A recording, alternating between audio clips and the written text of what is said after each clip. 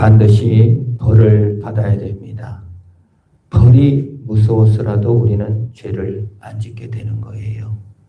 김대중 대통령의 자서전을 읽다가 감동적인 장면이 내란 음모죄로 잡혀 들어가 아무 영문 없이 끌려가 사형 언도를 받았을 때 분명히 자기가 무죄한 줄을 알고 억지로 전두환이 자기에게 사형을 내릴 줄을 알았지만 판사의 입에서 사형이라는 말을 듣자마자 다리에 힘이 풀리고 맥이 풀려 너무 두렵고 무서웠다고 기록한 것을 보면서 인간의 벌이 정말 무섭기는 무섭구나. 죽는다, 사형을 당한다 했을 때 벌 앞에 떨지 않을 사람이 아무도 없는 것입니다. 그 사형 제도가 사실은 필요하다는 생각도 들어요.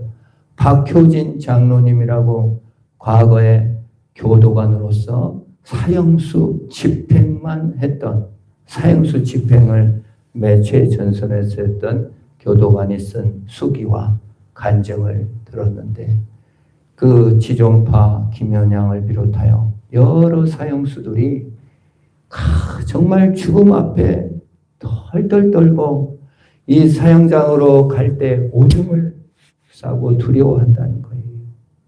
그 벌에 대한 두려움으로 인해서 또 예수 그리스도를 영접하고 사랑의 교회 이재명 집사님 그 김현양에게 전도한 간증을 들어보면 아무 이름도 없는 사람이 가서 영치금을 넣어주고 사형수에게 찾아가 복음을 전한 얘기를 보면 그들이 죽음 앞에 사람을 죽이고 나서 벌 앞에 두려워하다가 벌을 대신 받으신 예수 그리스도의 사랑으로 눈물을 흘리며 나 같은 사형수도 주님이 받아주셨구나 하며 간증하는 것을 봅니다. 사람을 죽인 자는 사형을 처하라. 이것이 저주고 어려움이 한 형벌이 아니라 사실은 축복일 수 있습니다. 벌 앞에 인간은 두려워 정말 벌 너머의 용서를 베푸시는 하나님께 나아갈 수 있기 때문에 그런 것입니다. 인간의 고난이, 인간의 벌이 때로는 우리에게 나에게 왜 이런 일이 임했나? 나에게 왜 이런 고통이 임했나?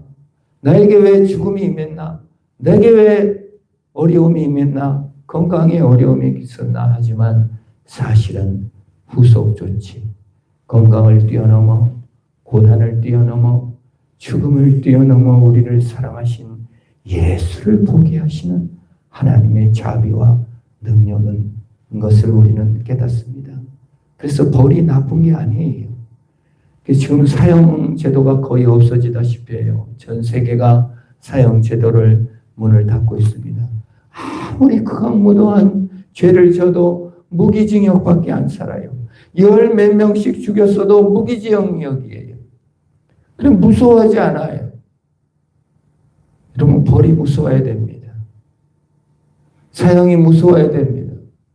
우리는 영원히 형벌받을 지옥에 갈 심판을 무서워하며 전능하신 하나님이 심판을 대신받아 사랑하신 예수 사랑으로 나아가는 저와 여러분 되기를 축원합니다.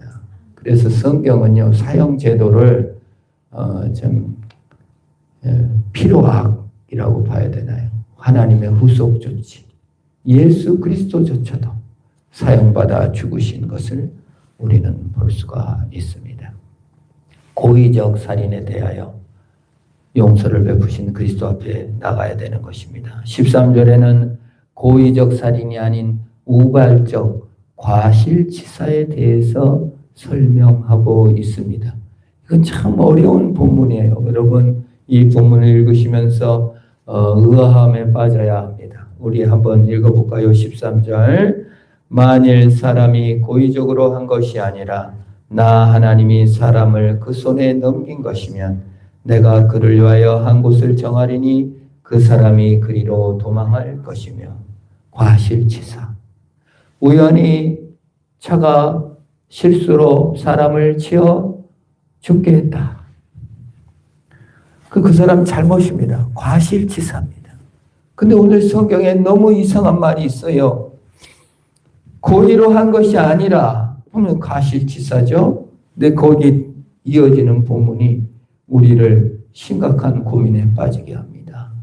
나 하나님이 사람을 그 손에 넘긴 것이며 실수로 과실로 재해로 사람이 죽었어요. 그래서 억울하고 속상하고 너무 분통 터지고 견딜 수가 없어요. 그리고 오늘 성경 말씀에 나 하나님이 사람을 그 손에 넘겨준 것이다. 너무 속상하죠. 하나님의 주권에 있다는 것입니다. 운전자의 실수로 딸을 잃었는데 한없이 억울하고 속상한데 오늘 이 성경 본문을 볼 때 참 정말 이것이 나 하나님 여호와가 사람을 그 손에 넘긴 것이라는 겁니다. 모든 과실치사가 그 사람의 실수인데 그 사람의 잘못인데 나 하나님이 사람을 그 손에 넘긴 것이다. 하나님이 그 사람을 죽게 했나? 그게 아니에요.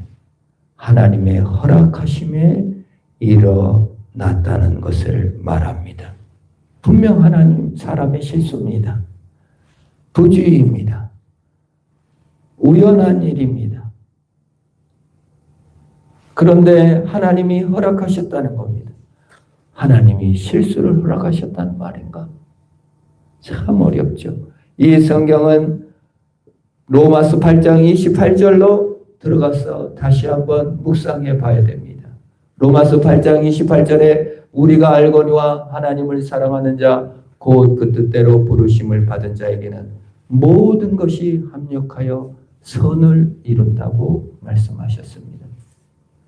모든 것, 악한 일, 죽음, 우연한 사고, 과실치사마저도 고난과 어려움마저도 하나님이 합력해서 선을 이루시는 과정이라는 것입니다. 그걸 우리는 받아들이는 것을 섭리신앙이라고 합니다. 그 섭리는 성경을 통해서 많이 드러나고 있어요. 유다는 두 아들을 잃었습니다. 엘이 하나님 앞에 죄짓다가 죽었습니다. 착한 일 하다 죽은 게 아니에요. 오난이 죄를 짓다가 죽었습니다. 두 아들을 먼저 보냈어요. 우물쭈물 하다가 며느리 다말과의 관계에서 쌍둥이를 낳았어요. 유다는. 얼마나 수치스럽고 부끄럽고 아들을 잃은 슬픔 때문에 쾌락에 탐닉했습니다. 그러한 망가진 인생 유다에게 도대체 하나님의 계획은 무엇인가? 그것이 나 여호와 하나님이 사람에게 넘긴 것인가? 의문스럽고 이해가 안 됐대. 나중에 가서 유다는 자식을 잃고 요셉을 잃고 시몬을 잃고 베냐민을 잃기 싫어서 울부짖고 있는 아버지 야곱에게 자식 2명을 먼저 잃어버린 유다가 외칩니다. 아버지, 내가 담보물이 될게요. 내가 책임지고 베냐민을 데리고 올게요. 아버지 슬픔 나 이해합니다. 나 자식을 2명이나 먼저 앞세워 보냈기 때문입니다.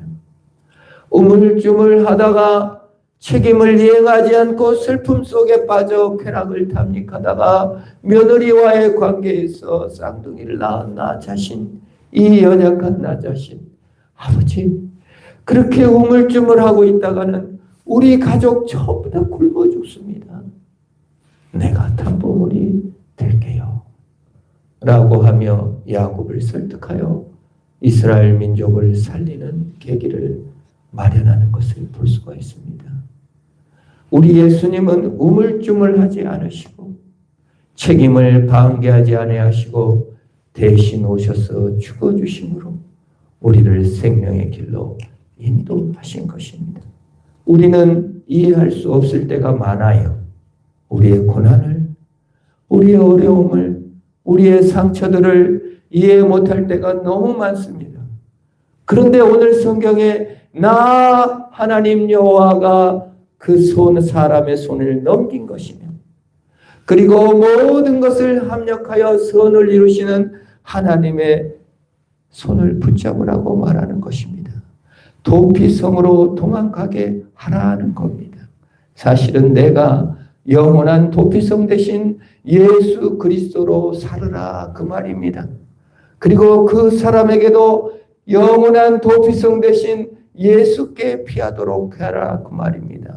나의 정의, 나의 고난, 나의 슬픔, 나의 억울함보다 더 크신 계획과 섭리가 있으신 하나님의 손을 붙잡으라는 것입니다. 매일매일 우리는 도망가고 싶은 과실치사가 있을 수도 있고 매일매일 상실의 고통으로 도망가고 싶을 때가 한두 번이 아닙니다. 그러나 우리가 도망갈 곳은 영원한 예수 그리스도의 품인 줄 믿습니다. 그리고 모든 것을 합력해 선을 이루어 가시는 겁니다. 오늘의 책임, 오늘의 슬픔을 감당해 나아가는 것입니다. 그러므로 하나님이 허락하여 일어난 일인 것을 믿고 도피성으로 도망가게 해 주어야 됩니다. 영원한 예수께로 향하게 됩니다. 너가 원하든 원치 않든 과실치사를 저지를 수밖에 없는 연약한 인간이라는 것을 우리는 알아야 됩니다. 이 세상이 다 그래요. 나는 살인죄 안 졌어요 라고 말하지만 여러분 내가 열심히 공부해서 학교에서 1등을 했어요. 근데 1등은 해가 5등으로 떨어지고 극단적인 선택으로 세상을 떠났어요. 나에겐 책임이 없죠. 그러나 경쟁 구조상 내가 이겼다면 누군가는 밀려나서 슬픔을 겪게 하는 겁니다. 모두 다 살인죄에 동참하고 있을 수 있는 거예요. 경쟁사회가 그러한 것을 만들어 갑니다. 내가 그것을 먹었다면 다른 사람은 못 먹어서 굶주릴 수가 있는 것입니다. 내가 폭력을 행사하면 맞은 사람이 있기 때문에 그런 거예요. 살인죄에 참여하지 않을 사람이 누가 있어요? 우리는 타인의 생명을 의지합니다. 남이 도와준 걸 의지합니다. 심지어 닭을 먹을 때 닭의 생명을 빼앗아 먹습니다. 돼지고기를 먹을 때 돼지를 죽여 먹습니다. 소를 먹을 때 소의 죽음에 의존하고 있습니다. 어찌 우리가 모든 살인죄에서 자유롭다고 말할 수가 있겠습니까? 그러므로 우리는 영원한 도피성이신 예수 그리스도시요 생명을 넘치게 부여해 주시고 생명을 얻게 하시고 더 풍성하게 하신 생명의 근원이신 예수께 나가야 됩니다. 잘난 체하지 말라는 거예요. 너 살인죄 짓고 있어. 아니 난 살인죄 안 졌는데요. 나는 너무 승리하고 있는데요. 그렇지 않습니다. 무엇인가 원인이 되어 우리 자녀들을 경제로 내몰 때 그들의 마음이 죽어가고 있을 수도 있는 것이며 우리 가족들을 내몰고 있을 수도 있는 것입니다. 사실 살인에 동참하고 있는 것일 수도 있는 겁니다. 과거는 내 것입니다. 현재와 미래도 내 것입니다. 아니에요. 하나님 것이에요. 그래서 나 여호와가 사람 손에 넘긴 것만 우리는 가질 수가 있는 것이며 하나님이 내게 주신 것만 가질 수 있습니다. 하나님께 맡기고 살아야 됩니다. 그래서 수고하고 무거운 짐진 자들아 다 내게로 오라 내가 너희를 쉬게 하리라. 예수님께서 말씀하신 거예요. 주님께 나가 여호와의 손에 맡기고 도피성으로 피하여 승리하는 저와 여러분 되기를 축원합니다. 14절입니다. 14절은 같이 한번 읽을까요? 사람이 그 이웃을 고의로 죽였으면 너는 그를 내 제단에서 자어라 죽일지니라. 제단이라는 건 뭐예요? 은혜의 처소죠. 도피성이죠. 성경에서는 죄를 졌어도 성전에 달려가 가지고 제단불 이렇게 그 제단에 불을 질러서 그 짐승을 태워드리는 용서와 화해의 제단이에요. 예수를 상징해요. 그래서 가서 제단불을 잡았어요. 예수님께 피했어요. 용서를 구해요. 붙잡았어요. 근데 고의로 사람을 죽이고 벌만 면하려고 나 죽을래 하고 제단불 잡아도 그대로 끌어다가 죽이라 그 말입니다. 우리가 하나님을 이용하고 사람을 이용하고 죽이고는 벌만 안 받으려고 하는 것, 거기에 대해서 경계하고 있습니다. 값싼 은혜. 죄 짓고 교회 와서 회개하면 되지. 예수 믿고 용서받고 천국 가는데 뭔 짓을 했는데 무슨 상관이 있어.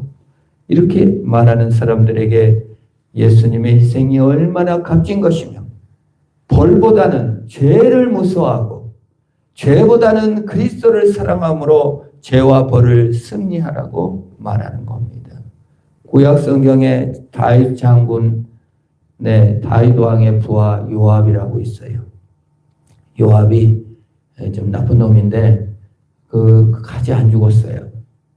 다윗 왕을 괴롭히고 나쁜 짓 많이 했어요. 사람도 많이 죽이고 무죄한 자도 많이 죽였는데 끝까지 살아남았어요. 그런데 솔로몬 왕 때 반역을 일으켜요. 지금 말하는 내란을 일으킨 거예요. 그래서 부적 요압을 죽이라. 요압이 살려고 도망쳐가지고 제단불을 잡은 거예요. 근데 솔로몬 왕이 분야야를 시켜 솔로몬 왕이 소식을 들었어요. 내란을 일으킨 요압이 살려고 지금 성막에 들어가 제단불을 잡고 용서를 바랍니다. 안 돼. 걔는 살인을 너무 많이 저질렀어. 무죄한 자를 장군을 2명이나 죽였어. 불살렐도 죽이고. 안 돼. 그랬더니 이제 분야야가 가서 요압을 끌어내려 사형을 집행합니다. 고의적 죄에 대해서 벌을 내려야 된다는 겁니다. 벌이 있어야 회개를 하는 겁니다. 벌이 무서워야 자기를 돌아보게 되는 겁니다. 예수 그리스도를 믿는 것은 용서이지만 예수 그리스도가 얼마나 값비싼 하나님이신데 대신 죽으면서까지 벌이 얼마나 무서웠나. 그래서 사실 우리가 예수 믿는 사람이 벌을 무서워하는 게 아니라 죄를 무서워하는 저와 여러분 되기를 축원합니다. 죄가 무서워야 돼. 벌이 무서운 게 아니라. 요즘 사람들은요, 죄는 안 무서워해. 어떻게든지 감추어가지고 벌만 면하려고. 이 검사들이 위험한 게 이렇게 된 이유가 뭡니까? 벌을 안 받아요. 아무리 죄를 져도 벌을 안 받아. 왜? 벌을 주는 사람이기 때문에. 그러다 보니 교만해지고 무서워지고 싸나워지고 뭔 짓을 해도 되는 사람들이 돼버리고 만 것입니다. 여러분, 벌을 무서워하지 않고 죄를 더 무서워하시기를 축원합니다. 죄가 무서워야 돼요. 벌을 안 받으면 사람이 벌만 무서워하면 벌을 안 받으면 무슨 짓을 해버려요. 그래서 검사가 그래서 대한민국이 아주 이상한 나라, 이상한 검사들이 너무 많이 생겨났잖아요. 주의해야 됩니다. 법을 집행하는 사람들, 남을 잡아넣는 사람들, 그건 자신에 대해서 돌아볼 기회가 너무 적기 때문에 벌만 안 받으면 된 죄에 대해서 무서워하지 않는 것에 대해서 말하고 있는 것입니다. 죄, 그리고 죄보다 더 하나님을 사랑하는 자리에 나아가야만 승리할 수 있음을 우리에게 보여주는 거예요. 우리가 벌을 안 받았으니까 끝까지 숨기고 끝까지 거짓말하고 증거가 나올 때까지 부인하는 인간의 그 얍삽한 마음. 그러나 죄를 무서워하고 벌을 달게 받는 자리에 나가는 겁니다. 벌을 받으신 예수 그리스도의 사랑으로 나가야 될 것을 보여주고 있습니다. 15절, 16절, 17절에는 아버지나 어머니를 치는 자는 반드시 죽일지니라. 17절에도 자기 아버지나 어머니를 저주한 자는 반드시 죽을지니라고 말하고 있습니다. 이게 무슨 말일까요? 자, 부모는, 아버지는, 어머니는 권위의 시작입니다. 아버지이기 때문에, 어머니이기 때문에 그 자체를 받아주는 것이 믿음이요 권위의 시작입니다. 우리 부모가 자식을 거래적으로 네가 이렇게 해줬으니 내가 너를 이렇게 사랑한다. 네가 공부를 못했으니까 내가 너를 미워한다. 네가 이렇게 나를 속썩였으니까 나는 너를 싫어할 거야. 이건 거래적인 것이지. 현대사회는 대단히 거래적입니다. 나에게 유익을 주는 자식인가 손해를 주는 자식인가를 보는 거래적 관계를 합니다. 매사에 그래요. 그러다 보니까 본질적으로 권위가 없어요. 아빠가 해준 게 뭐야? 엄마가 해준 게 뭐야? 이런 말을 하기가 쉽고 원망하기가 쉬워요. 참 무서운 세상이죠. 그래서 성경은 어디를 지향합니까? 뭘 해줘서 사랑하고 뭘 안 해주면 미워하고 그런 관계가 아니라 하나님 그 자체이기 때문에 사랑하고 하나님 그 자체이기 때문에 기뻐하는 것을 추구합니다. 부모 관계도 그래요. 엄마 관계도 그래요. 엄마니까 그냥 엄마인 거예요. 아빠니까 그냥 아빠인 거예요. 그걸 뛰어넘어야 합니다. 거래를 뛰어넘어야 합니다. 그게 권위의 시작이에요. 인간하고는 너무 안 맞아요. 왜냐하면 인간은 아담과 하와가 하나님의 권위에 도전하고 배반해서 선악을 알게 하는 나무 열매를 따먹었고 가인이 하나님의 권위에 도전해서 하나님이 죄를 다스리라 하는데 죄를 다스리지 못하고 아벨을 죽였으면 인간의 역사는 늘 그래요. 반항의 역사예요. 탕자는 아버지 권위를 무시하고 돈을 유산을 미리 땡겨가지고 나서 집을 나가버립니다. 이게 인간의 마음이에요. 참 반항한 마음이 있어요.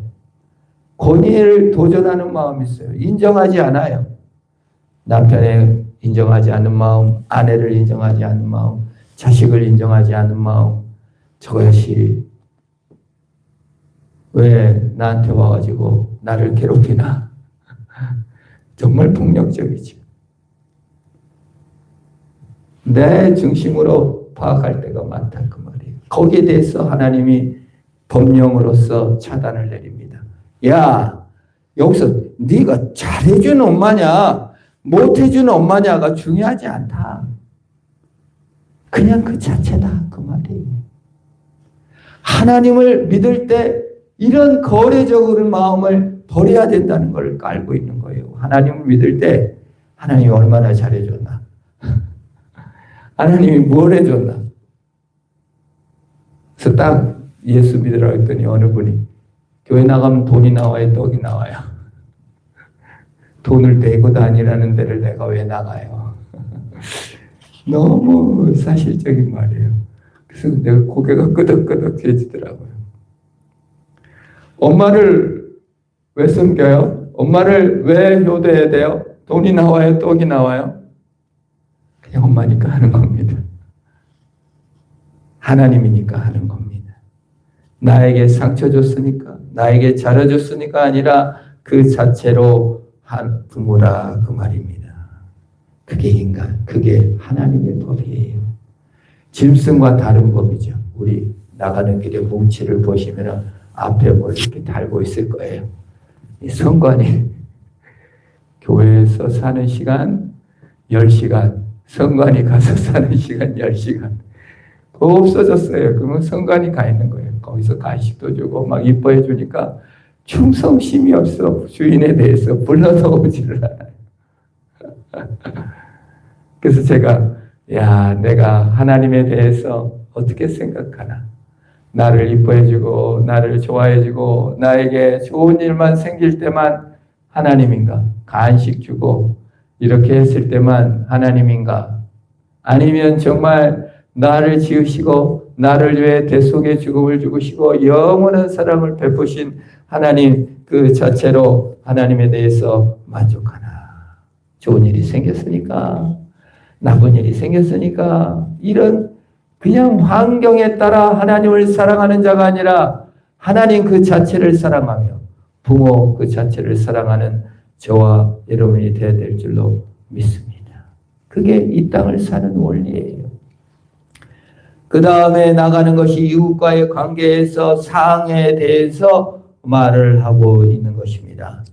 상처를 주지 말라는 겁니다. 18절에 사람이 서로 싸우다가 하나가 돌이나 주먹으로 그의 상대를 쳤으나 그가 죽지냐고 자리에 누웠다가 지팡이를 짚고 일어나 걸으면 그를 친 자는 형벌을 면하되 손해를 배상하고 완치되게 해라는 겁니다. 하나님의 법은 무엇입니까? 산업재해를 일으킨 사람 가서 치료해주고 완전히 그가 먹고 살 길을 열어주라는 거예요.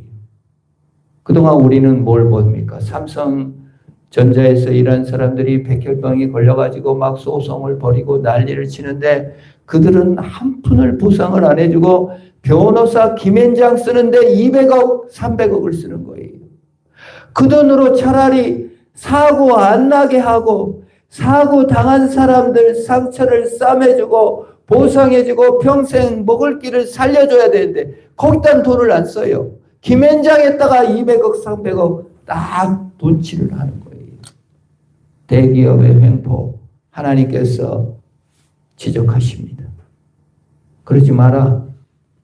사람의 손해를 입혔으면 반드시 고쳐주고 그가 손해를 배상하고 그가 완치되게 할지니라고 말합니다. 국가적으로도 그래요. 팔레스타인 지역에 이스라엘이 폭격을 내려가지고 가자 지역을 완전히 쑥대밭으로 만들어 사람이 살지 못할 곳으로 만들고 있어요. 그리고 이게 과연 이 성경을 믿는 이스라엘 백성들이 그럴 수가 있는가? 예수를 믿는다는 미국이 이스라엘을 백업을 해주니까 그냥 꼼짝을 못하는 거예요. 무섭습니다. 이런 깡패짓이 어디 있고 이러한 손해와 이러한 살인을 저지르고 있는 이러한 시대에 우리는 직면하고 있는 것입니다.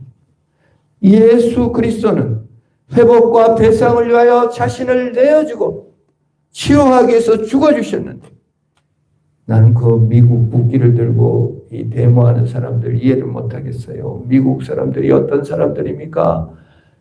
아메리카의 민주 원주민들을 자기들은 다 죽을 뻔한 사람이었는데 아프리카 원주민 인디언들이 옥수수 재배법, 칠면조 다 갖다 줘서 기근을 멸하고 살아난 주제에 인디언들을 싹 쓸어버리고 계약을 맺어 살려주겠다고 해놓고도 뒤로 가서 뒤통수 치고 죽였어요. 민족 청소를 해버렸습니다. 그럼 미국이 뭔 기독교 국가고 뭔 예수 믿는 나라입니까? 성경을 완전히 무시한 죄악 중에 죄악이요 범죄자 중에 범죄자 나라요 깡패 중에 깡패 나라인 것입니다. 무섭습니다. 오늘 성경은 말하고 있습니다. 손해를 배상하고 그가 완치되게 할지니라. 우리나라의 3,500억 불 500조 가까운 돈을 선불로 내래요. 아무 이유 없이. 그런 무서운 나라가 예수 그리스도를 믿는다는 것이 참 어렵다는 생각을 합니다. 종교를 이용하여 자기 기득권을 옹호하려는 것에서 우리는 회개해야 될 것입니다. 우리 심성에도 그게 남아있어요. 승리주의로 남아있어요. 그래서 예수 믿으면 잘 돼야 돼요. 희생하고 양보하고 죽어주는 일은 아무도 안 해요. 무조건 성공하고 이겨야 돼요. 무찔러야 돼요. 예수 안 믿는다고 무찔러야 됩니까? 그에게도 하나님께서 은혜를 베푸시고 햇빛과 비를 내리시고 나보다 나은 점이 훨씬 많을 수 있습니다. 그래서 이 무서운 본문입니다. 사실 손해를 배상하고 그가 완치되게 하여야 할지니라. 예수는 우리의 상처를 치유하시고 우리의 배상이 되셨으며 우리에게 나음을 주셨습니다. 그러므로 우리도 그 길을 가야지 어찌 때리고 빼앗는 길을 갈 수 있겠습니까? 20절에 사람이 매로 그의 남종이나 여종을 쳐서 당장 죽으면 형벌을 받으려니와 그가 하루나 이틀을 연명하면 형벌을 면할 것이라고 말하고 있습니다만은 다시 성경에 보면은 참 종들을 상해하였거나 종의 눈을 때렸어요. 눈이가 이제 속된 표현으로 눈이 진짜 밤탱이가 됐어요. 그럼 자유를 줘야 돼. 종을 때렸어요. 근데 이가 부러졌어요. 그러면 어떻게 해야 돼요? 그런 자유를 줘야 합니다. 그게 성경의 27절이죠. 그 남종이 이나 여종의 이를 쳐서 빠뜨리면 이에 대한 보상으로 그를 놓아 줄지니라. 얼마나 종이 소유권을 주인에게 인정하면서도 종의 상처를 주었으면 자유를 줘야 된다는 거예요. 그게 인권을 향한 하나님의 법칙이다 그 말입니다. 예수님께서 악한 자를 대적하지 말라. 누구도 내 오른밤을 치면 왼밤을 돌려대라 고 말씀하셨습니다. 내 이웃을 사랑하고 원수를 미워하였다는 것을 너희가 들었으나 마태복음 5장 44절 나는 너희에게 이르노니 너희 원수를 사랑하며 너희를 박해하는 자를 위하여 기도해라. 이같이 한즉 하늘에 계신 너희 아버지의 아들이 되리니 이는 하나님이 그 해를 악인과 선인에게 비추며 비를 의로운 자와 불의한 자에게 내려 주심이라고 말하고 있는 것입니다. 오늘 사는 성도 여러분, 우리 예수님께서 십자가의 죽으심으로 우리를 사랑하셨고 영원한 배상과 희생이 되셔서 우리를 구원하여 주셨습니다. 우리가 매일 살아갈 때 나는 의로운 삶을 살았다고 말할 수 있겠습니까? 우리가 우리 공동체 안에서 정의를 행하고 있다고 말할 수 있습니까?